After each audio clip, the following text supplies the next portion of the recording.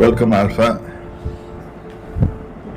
தெரிந்து கொண்ட வேத பகுதி சங்கீதம் 37 30-31 வசனங்கள். நீதிமானுடைய வாய் ஞானத்தை உரைத்து அவனுடைய நாவு நியாயத்தை பேசும்.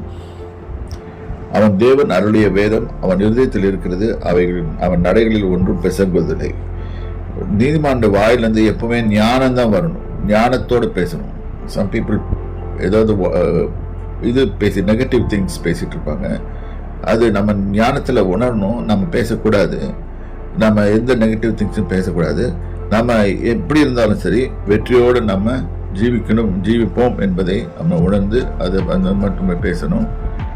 வாய் ஞானத்தை புரைத்து அவன் நாவு நியாயத்தை தான் பேசும், வேற எந்த காரியத்தையும் பேசக்கூடாது. கர்த்தருடைய நியாயங்கள், அவருடைய நீதிகள் எல்லாமே அது குறித்து தான் பேசணும். ஏனென்றால் அவன் தேவன் அருளிய வேதம் அவன் இருதயத்தில் இருக்கிறது.